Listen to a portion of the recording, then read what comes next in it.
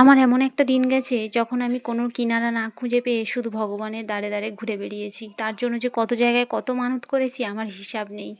So hello everyone, কেমন আছো তোমরা? আশা করি যে যেখানে আছো ভালো আছো এবং সুস্থ আছো। সবার সুস্থতা কামনা করে আজকে ভিডিওটা শুরু করছি। এটা আমাদের শীতলা পূজার ভিডিও। এর আগে তোমরা কিছু কিছু অংশ দেখেছো, পুরোপুরি এডিট করা হয়নি, সেই কারণে দিতে পারিনি।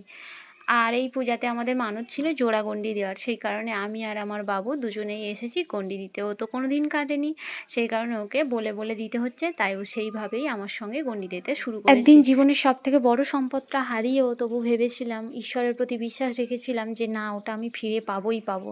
তো সত্যি ঈশ্বর আমাকে সেটা ফিরিয়ে দিয়েছেন। আশা করছি তোমরা বুঝতে পারছো যে কী নিয়ে আমি কথা বলছি। আমি এটা মন থেকে বিশ্বাস করি, যেটা আমার সেটা হারিয়ে গেলেও আমি সেটা সময় মতো ঠিক ফিরে পাবো।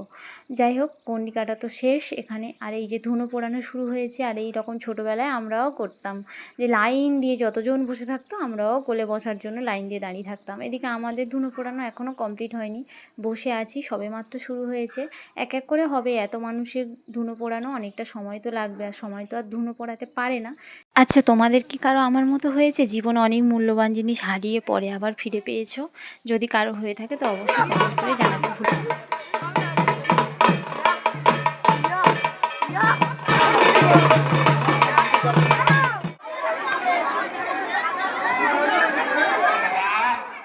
সর্বাবস্থান এতক্ষণ চলছিল মায়ের অঞ্জলির পর্ব, তারপরে এখানে লুট নেওয়ার জন্য সবাই দাঁড়িয়ে আছি।